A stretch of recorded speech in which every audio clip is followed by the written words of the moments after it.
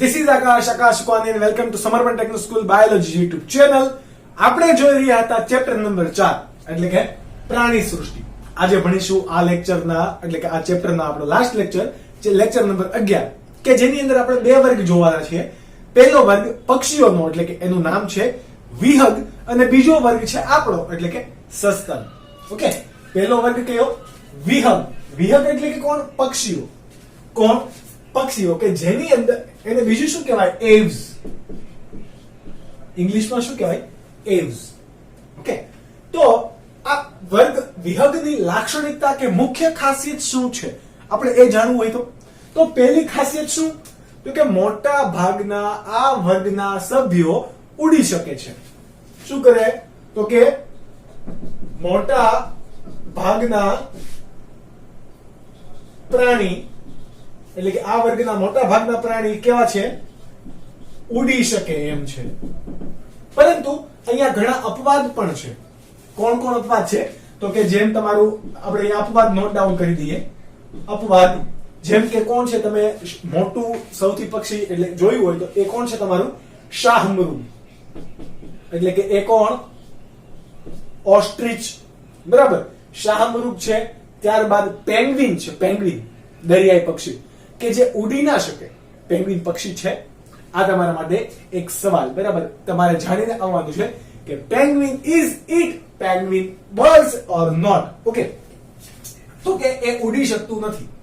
Penguin ઉડી શકે નહીં. પેંગ્વિન તરી શકે. ઓકે, તો પેંગ્વિન શું છે? પક્ષી કે જે તરી શકે છે. ત્યારબાદ તમારા પાસે છે કીડી.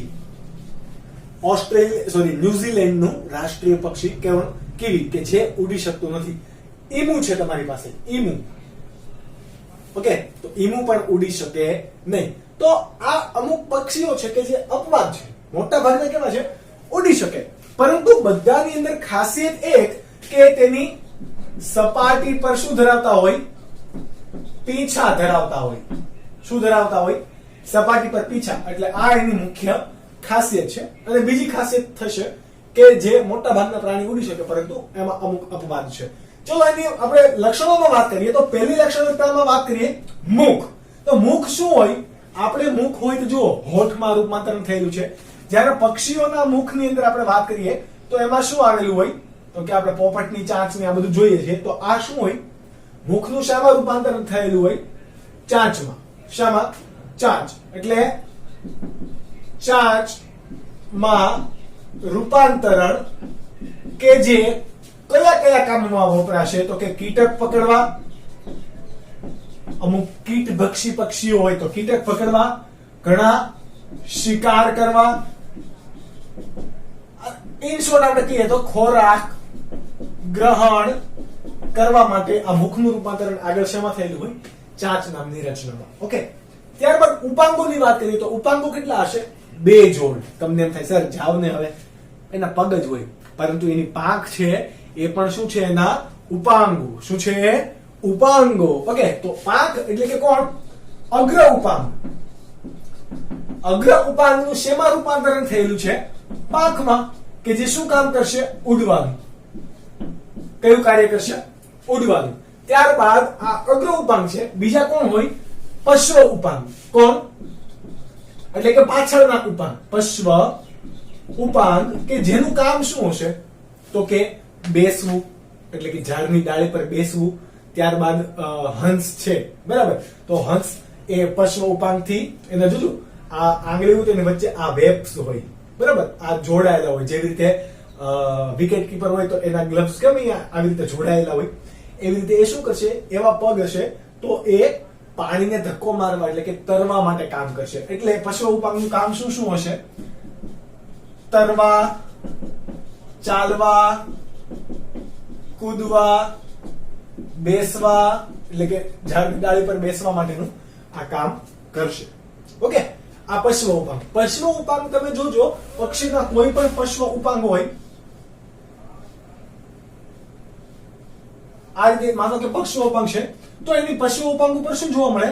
નાના નાના નાના નાના ભીંગડા જોવા મળશે. તમે કબૂતરના કે ચકલીના પશ્વ ઉપાંગ જોયા હશે. શું હોય? નાના નાના એની ઉપર ભીંગડા જોવા મળે. અગ્ર ઉપાંગમાં એવું કઈ હશે નહીં. પશ્વ ઉપાંગમાં શું જોવા મળે? ભીંગડા જોવા મળશે. ત્યારબાદ વાત કરીએ ત્વચાની. શાની? ત્વચાની. તો ત્વચા કોઈ દી તમે જોજો પક્ષીની ત્વચા તમે ક્યાંય ચીકણી જોઈ તો કે નહીં? તો ત્વચા હંમેશા કેવી હશે? શુષ્ક ત્વચા. કેવી? શુષ્ક ત્વચા. ત્યારબાદ પક્ષીઓના આપણે આમ જોતા હોઈએ, તમે પણ મારી જેમ જ આવી રીતે પક્ષી દોરતા હશો, બરાબર? આ તો તમારું પક્ષી થઈ ગયું. તો આ પક્ષીના અહીંયા શું હોય? પાંખ હોય, આ પગ, અહીંયા બધે પીછા છે એ બધા કેવા હશે? શુષ્ક એકદમ. પરંતુ આ એની પૂંછડી છે, આજે આપણે પાછળના લબડતા પીછા હોય ને એને શું કહેવાય?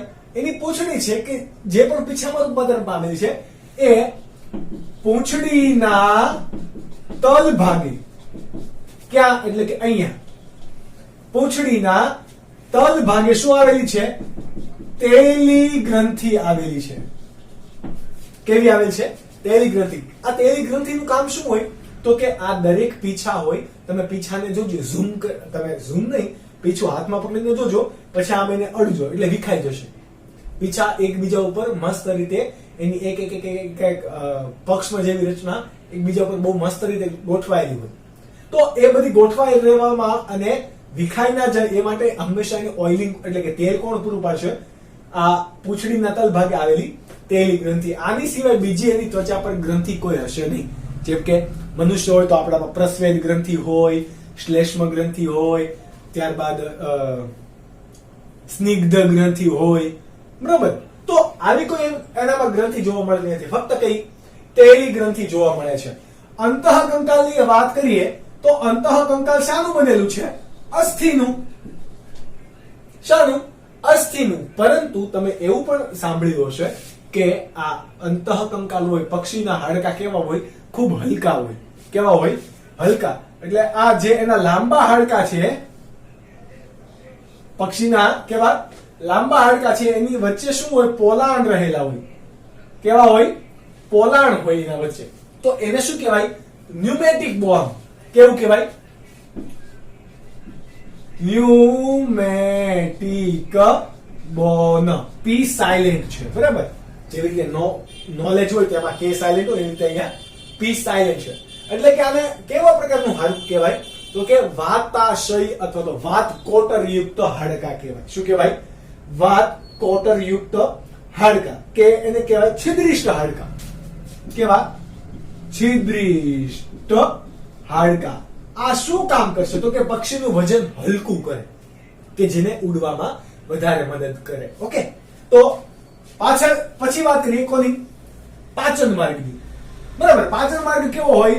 સંપૂર્ણ, એટલે કે મુખ દ્વારથી લઈને ગુદા દ્વાર સુધીનો સંપૂર્ણ પાચન માર્ગ. પરંતુ જેમ આપણે મુખ ગુહા હોય, પછી અન્ન નળી છે, અન્ન નળી પછી ડાયરેક્ટ જઠર છે. અહીંયા કેવું હશે? તો કે અહીંયા ખોરાક ચાવવા માટે પેશણી આવેલી હશે, એટલે કે ગિઝાર્ડ. કોણ? ગિઝાર્ડ. અને અન્ન સંગ્રહાશય, અન્નનો સંગ્રહ કરવા માટે અન્ન સંગ્રહાશય આવેલું હશે. બધા પક્ષીઓ કઈ દાંત જેવી રચના ના ધરાવતા હોય, તો ખોરાકને ભરડીને ભૂકો કરવા માટે કોણ રચના આવેલી હોય? પેશણી. જ્યારે એ લાંબા ઉડ્ડયન કરતા હોય, એટલે કે એક જગ્યાએથી બીજી જગ્યાએ લાંબુ સમય સુધી એને ઉડવાનું હોય, જેમ કે ગીધ છે, ગીધ જેવા પક્ષી. ઓકે, ત્યારબાદ ફાલ્કન છે, ફ્લેમિંગો છે. ઓકે, તો આ બધા પક્ષીઓ જ્યારે લાંબા સમયની એને મુસાફરી કરવાની હોય તો ખોરાકનો જથ્થો પણ એને રાખવો પડે. તો એ એની અંદર ખોરાકનો સંગ્રહ કરવા માટે કોણ આવેલું હોય? અન્ન સંગ્રહાશય આવેલું હોય, કે જેને શું કહેવાય? ક્રોપ. શું કહેવાય? ક્રોપ. અને પેશન્ટને શું કહેવાય? ગિઝાર્ડ. શું કહેવાય? ગિઝાર્ડ. આપણે પાણી ગરમ કરવાનું ગીઝર નહીં. ઓકે, ગિઝાર્ડ. ઓકે, પરિવહન તંત્રની વાત કરીએ. પરિવહન તંત્ર કેવું હશે? તો કે બંધ પ્રકારનું, એટલે કે હૃદયની હાજરી હશે. અહીંયા ખાસ યાદ રાખજો, હૃદય કેવું? ચતુઃખંડી. હૃદય કેવું? ચતુઃખંડી. અત્યાર સુધી આપણે માછલીમાં જોયું તો કેવું? દ્વિખંડી હતું. ત્યારબાદ માછલી પછી ઉભયજીવીમાં જોયું તો એમાં ત્રિખંડી, સરીસૃપમાં ત્રિખંડી. અપવાદ કોને? મગરને બાદ કરતા. ઓકે, અહીંયા કેવું છે? ચતુઃખંડી. અને અત્યાર સુધી બધા પ્રાણી કેવા હતા? શીત રુધિર વાળા. આ કેવા છે? ઉષ્ણ રુધિર યુક્ત. કેવા? ઉષ્ણ રુધિર યુક્ત અને સમતાપી પ્રાણી. સમતાપી પ્રાણી અને ઉષ્ણ રુધિર વાળા પ્રાણી ફક્ત બે જ સમુદાય, વિહગ અને સસ્તન. એ પૈકી આ પહેલો કયો? વિહગ. કેમ એને ઉષ્ણ રુધિર વાળા કીધા અથવા તો કેમ એને સમતાપી કીધા? તો કે એ એક જગ્યાએથી બીજી જગ્યાએ જશે. જેમ કે કોઈ નોર્વે જેવા ઠંડા પ્રદેશમાંથી આવીને દક્ષિણ અમેરિકા જેવા ગરમ પ્રદેશમાં જો આવે પક્ષી, એટલે કે વાતાવરણની અંદર ચેન્જ થાય છે, અથવા તો આપણે એમ કહી શકાય કે સાઉથની અંદર અથવા તો ગુજરાતની અંદર રહેતું પક્ષી એ યુરોપમાં જાય છે, બરાબર, સ્થળાંતરણ કરીને યુરોપમાં જાય છે અને જાય જ છે. ઓકે, તો આ પક્ષી ત્યાં એનું તાપમાન જાળવી શકશે? તો કે યસ. પોતાનું જીવન અસ્તિત્વ ટકાવી શકશે? તો કે યસ. તો એટલા માટે એને શું કીધું છે? સમતાપી પ્રાણી. કેવા? સમતાપી પ્રાણી. એટલે એવું નહીં કે એનું રુધિર અડો તો તમને ગરમ લાગે, 100°C તાપમાન જ હોય, આવું કઈ છે નહીં. ત્યારબાદ આપણે વાત કરીએ શ્વસનની. તો શ્વસન માટે એમાં શું આવેલું હશે ભાઈ? ફેફસા. શું આવેલું હોય? ફેફસા. આપણે જેમ નાસિકા છિદ્રો છે એમ એને પણ ચાંચની ઉપર એવું નાસિકા છિદ્ર હોય કે જ્યાંથી એ હવા ગ્રહણ કરશે અને શ્વાસોશ્વાસની અંદર વાયુની આપલે, ઓક્સિજન અને કાર્બન ડાયોક્સાઇડની વાયુની આપલે માટે કોણ રચના આવેલી હશે? ફેફસા. આ ફેફસા હશે તો એ નવ વાતાશય યુક્ત હશે. કેવા? નવ વાતાશય યુક્ત. એટલે કે સપોઝ કે આ તમારો એટલે કે પક્ષીના ફેફસા છે, તો એની અંદર આવા નાના નાના કેટલા આવા વાતાશયો ખુલશે. કેટલા ખુલશે? 1 2 3 4 5 6 7 8 અને અહીંયા આવી રીતે આમ ખુલતું હોય. 9 વાતાશય ખુલશે. આનું શું કામ હોય? તો કે ઉડવામાં મદદ કરે. શું કરે? ઉડવામાં મદદ કરશે, હવા અંદર ભરી રાખે એટલા માટે. પ્રજનનની વાત કરીએ તો પ્રજનન માટે આ બધા સજીવો કેવા છે? એકલિંગી. કેવા છે? એકલિંગી. તમે કબૂતરને પ્રજનન કરતા તો જોયા જ હશો, રોમેન્સ નો ક્યાંક ને ક્યાંક તો ચાલુ જ હોય. ઓકે, તો આ એકલિંગી પ્રાણીઓ છે. કબૂતર અને પોપટને તમે ઘણા, પોપટ એટલે કે પેરાકીટ, ઇન્ડિયામાં જે પેરાકીટ જોવા મળે છે એને તમે ઘણી વખત જોયા હશે, લવ બર્ડ્સ તરીકે પણ ઓળખાય. ઓકે, તો આ એકલિંગી પ્રાણી છે એ પ્રજનન કરીને ફલન ક્યાં કરે? તો કે શરીરની અંદર, કે બહાર થોડા શુક્રકોષ ને એવું મૂકવા જાય, અંડકોષ ને એવું, અંતઃફલન કરશે.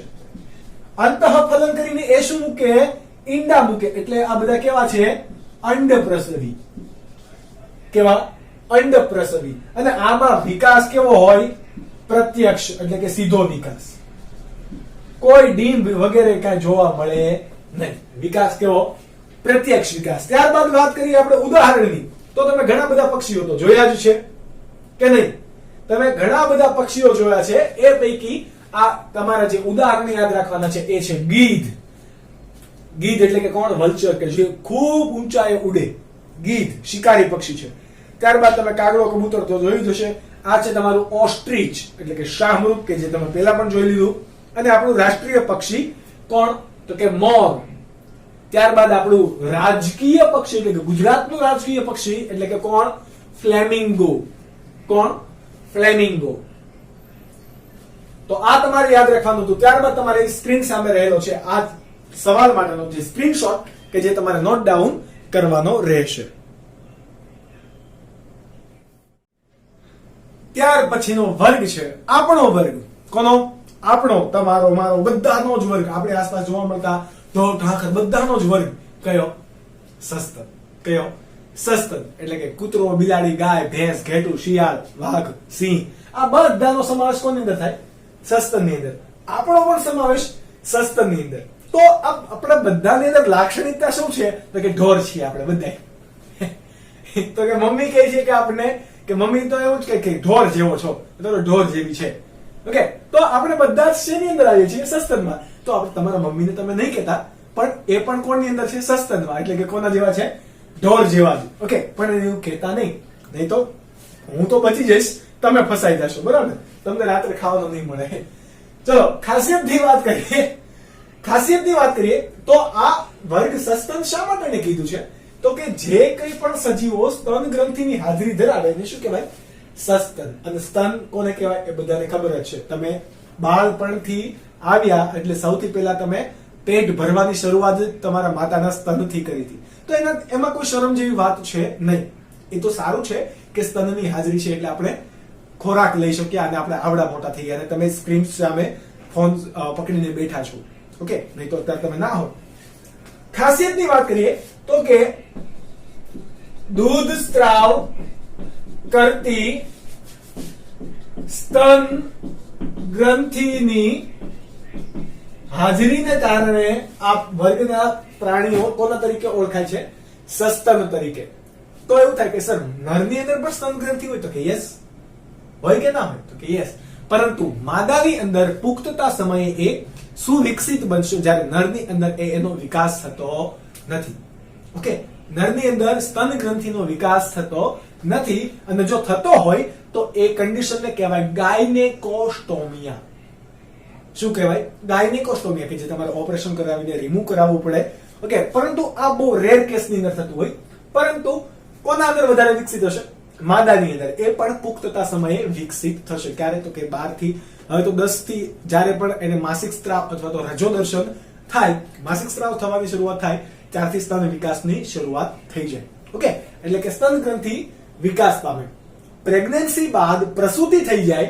પ્રસૂતિ બાદ એ સ્તન ગ્રંથિમાંથી દૂધનો સ્ત્રાવ થાય કે જે નવજાત શિશુને પોષણ આપવા માટેનું કાર્ય કરશે. એટલે કે નવજાત શિશુનો ખોરાક છે કોણ? તો કે માતાનું દૂધ. ઓકે, તો આ વર્ગના સજીવોની ખાસિયત એ છે. વસવાટ ગણીએ તો વસવાટ કેવો છે ભાઈ? આનો સાર્વત્રિક.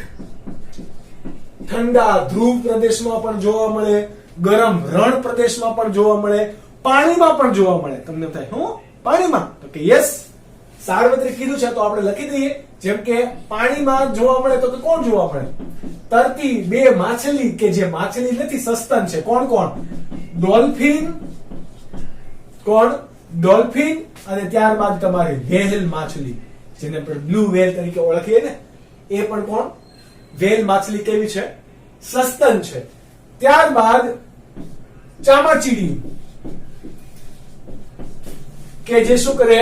ઉડી શકે. એને પાંખ નથી. હકીકતમાં એ પક્ષી નથી. ચામાચીડિયું એ પક્ષી નથી. એ શું છે? સસ્તન છે. ચામાચીડિયુંની સપાટી ક્યારેય પણ પીછાયુક્ત નથી હોતી. ઓકે, એમાં સ્તન ગ્રંથિની હાજરી જોવા મળે છે. એ જે એની પાંખ ફેલાવે છે એ અગ્ર ઉપાંગોનું રૂપાંતરણ પાંખમાં થયેલું છે, પરંતુ હકીકતમાં એની આંતરિક રચના એ સસ્તનની આંતરિક રચના જેવી, એટલે હાડકાની ગોઠવણ આપણા જેવી હશે, પક્ષી જેવી નહીં.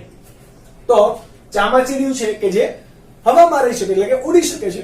અને આપણે બધા તો છીએ જ અહીંયા ચતુષ્પાદીઓ, તો કે આ બધા પણ ચતુષ્પાદીઓ જ છે. તો આ બધાની સમાવેશ કોની અંદર થશે? સસ્તન વર્ગની અંદર. ત્વચાની વાત કરીએ તો ત્વચા કેવી છે? રૂંવાટી યુક્ત. કેવી? રૂંવાટી યુક્ત. અથવા તો ત્વચા પર શું જોવા મળે છે? વાળ જોવા મળે છે. કોઈ પણ સસ્તન તમે લઈ લો તો એની સપાટી પર શું જોવા મળશે? વાળ જોવા મળશે. તો એને શું કહેવાય? સોરી, એ શું છે? એની એક લાક્ષણિકતા. આની સિવાય એ પૈકી ઘણા સજીવો એના પર પ્રસ્વેદ ગ્રંથિ, કે જે પરસેવાનો સ્ત્રાવ કરે, અને બીજું હોય સ્નિગ્ધ ગ્રંથિ ધરાવે. કઈ? સ્નિગ્ધ ગ્રંથિ, કે જે સિબમનો સ્ત્રાવ કરે. મીણ અને કોલેસ્ટેરોલ જેવા આપણે કાનની અંદર જે મેલ નીકળે છે એ મેલ નથી, એ હકીકતમાં કર્ણમીણ છે, કે જે કાનની નલિકાને ઊંજણ પૂરું પાડે. ઓકે, તો એ કઈ ગ્રંથિ હોય? મીણ ગ્રંથિ, કે જે કયા પ્રકારની છે? સ્નિગ્ધ ગ્રંથિ. ત્યારબાદ ઉપાંગોની વાત કરીએ તો અહીંયા ઉપાંગો કેટલા હશે? 2 જોડ. 2 જોડ ઉપાંગો, કે જેનું કામ શું હોય? તો કે ચાલવા, ખોરાક પકડવા એટલે કે શિકાર કરવા, દોડવા, અને આ વાંદરા જેવા હોય તો કૂદવા, એનું કામ થશે. આ ઉપાંગોનું કામ આટલા માટે હોય. બાહ્ય કર્ણ પલ્લવો એટલે કે આપણે આ કાન, જો આમિર ખાન આમાં લાવે ખબર છે, તો એ બાહ્ય કર્ણ પલ્લવ તમારે પણ છે. અડી જુઓ, અડ્યું? Okay, good. તમારે પણ બાહ્ય કર્ણ પલ્લવ છે. તો બાહ્ય કર્ણ પલ્લવની હાજરી એ કોની લાક્ષણિકતા છે? સસ્તનની. તો કે બાહ્ય કર્ણ પલ્લવ કેવા છે? હાજર. ઓકે, પાચન તંત્રની વાત કરીએ તો પાચન તંત્ર કેવું છે? આપણે સંપૂર્ણ. એમાં શું હોય? મુખ હોય. અને મુખ શું ધરાવે? ખોરાક ચાવવા માટે દાંતની વિવિધ રચના ધરાવે. શું ધરાવે? વિવિધ પ્રકારના દાંત ધરાવે. જોજો, સિંહના દાંત અલગ હશે, વાઘના દાંત અલગ હશે, કૂતરાના દાંત અલગ હશે, બિલાડીના દાંત અલગ હશે, આપણા પણ દાંત અલગ છે. અલગ પ્રકારની ગોઠવણ ધરાવે છે. એ બધા પ્રાણીઓની અંદર અલગ હશે. ઓકે, તો પાચન તંત્રની અંદર આ એક તમારે યાદ રાખવાનું છે. જે સંપૂર્ણ હોય એટલે કે મુખથી લઈને ગુદાદ્વાર સુધીનો હશે. પરિવહન તંત્રની વાત કરીએ તો કયા પ્રકારનું હોય?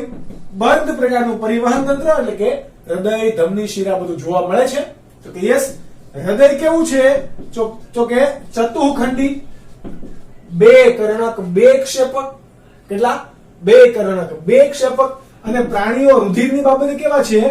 ઉષ્ણ રુધિર યુક્ત પ્રાણી, અથવા તો આપણે એને બીજું શું કહેવાય? સમતાપી પ્રાણી, કે જે વિશ્વના કોઈ પણ જગ્યાએ પોતાનું શરીરનું આંતરિક તાપમાન જાળવી શકે. ઓકે, જીવી શકશે પોતે. એટલા માટે એને કેવું કીધું આપણે? સમતાપી પ્રાણી. શ્વસનની વાત કરીએ તો શ્વસન માટે એનામાં શું આવેલું હોય? તો કે સુવિકસિત શ્વસન તંત્ર હશે આપણામાં. જો કે બધામાં સુવિકસિત જ હોય તો બિચારું જીવતું હશે ને. સુવિકસિત શ્વસન તંત્રની અંદર એટલે કે કોણ? શ્વસન નલિકા તંત્ર આવેલું હશે. ત્યારબાદ ફેફસા પણ આવેલા હશે. શું આવેલું હોય? શ્વસન નલિકા તંત્ર, ફેફસા. પ્રજનનની વાત કરીએ તો પછી આપણે ક્યાં પૂછવાનું જ આવે? આપણને તો ખબર જ છે, આપણે બધામાં નર અને માદા કેવા હોય? અલગ એટલે કે કેવા પ્રાણી છીએ? એકલિંગી પ્રાણી. કેવા? એકલિંગી પ્રાણી. ત્યારબાદ એકલિંગી પ્રાણી કેવું ફલન કરશે? તો કે અંતઃફલન. આપણે કે આપણા શુક્રકોષોને પાણીમાં દાખલ કરવા જઈએ છીએ તો કે નહીં. એટલે કે આપણે કેવા છીએ? કેવું ફલન કરીએ? અંતઃફલન. હા, કૃત્રિમ સારવાર પ્રમાણે તમે ટેસ્ટ ટ્યુબ બેબી કરાવો તો એ બાહ્ય ફલન થયું, પરંતુ કુદરતી રીતે તો કયું થાય? અંતઃફલન જ. ઘણા વિચારમાં પડી ગયા છે કે સર કઈ રીતે બાહ્ય ફલન? તો કે શરીરની બહાર શુક્રકોષ લેવાનો, શુક્રકોષ અને અંડકોષ બંને ક્યાં ભેગા થાય? લેબની અંદર, એક પેટ્રી ડીશની અંદર ભેગા કરે. પછી એમાંથી ફલિતાંડ બની જાય તો એ માદાના ગર્ભાશયની અંદર દાખલ કરે યોનિ માર્ગ મારફતે. ઓકે, તો આ ફલન ક્યાં થયું? બહારની તરફ. એટલે કે બાહ્ય ફલન તો થાય, પરંતુ ઇન જનરલ કેવું હોય? અંતઃફલન. મોટા ભાગના પ્રાણીઓ કેવા હોય? અપત્ય પ્રસવી. કેવા? અપત્ય પ્રસવી. એટલે કે અહીંયા કોઈ ઈંડા મૂકશે નહીં. પણ આપણે કીધું મોટા ભાગના, પરંતુ આપણી પાસે એક ઉદાહરણ છે. કોણ? બતક ચાંચ, કે જે કેવું છે? અંડ પ્રસવી. કેવું છે? બતક ચાંચ. તમે ફોટોગ્રાફ્સ તમે જોઈ શકો અને તમને ટેક્સ્ટ બુકમાં પણ આપે છે. ચાંચ બતક જેવી છે, પરંતુ છે હકીકતમાં કોણ? સસ્તન. ઓકે, આ બતક ચાંચ પ્રાણી એ કેવું છે? અંડ પ્રસવી, એટલે કે ઈંડા મૂકે છે. સસ્તન હોવા છતાં પણ કેવું મૂકે છે? ઈંડા મૂકે છે. આની સિવાય તમે એક્ઝામ્પલ તો હવે તમને ખબર જ છે. તો કે આપણે આ ચામાચીડિયું લઈ લીધું, બતક ચાંચ લઈ લીધું, આપણે કાંગારો લઈ લઈએ, ઉંદર લઈ લઈએ, સસલું, ઓકે, ડોલ્ફિન, વેલ. આપણે મોટામાં મોટું એક્ઝામ્પલ તો આપણે તમે તમારા હેન્ડ્સફ્રી કાઢીને અથવા તો ફોનને સાઈડ મૂકીને આમ ઘણા જુઓ એટલે એકાદું તમને સસ્તન દેખાય જશે. ઓકે, તો આ વાત હતી આપણા ચેપ્ટરના લાસ્ટ વર્ગ એટલે કે સસ્તનની. આઈ હોપ કે તમને મજા આવી હશે. જો તમને કોઈ પણ ડાઉટ હોય તો ઓબ્વિયસલી જ્યારે પણ સ્કૂલ ખુલશે ત્યારે આપણે બધા ડાઉટ સોલ્વ કરવાની ટ્રાય કરશું અને મળીશું આપણે નેક્સ્ટ નવા લેક્ચર સાથે. ત્યાં સુધી તમે વાંચતા રહો. Bye bye and take care.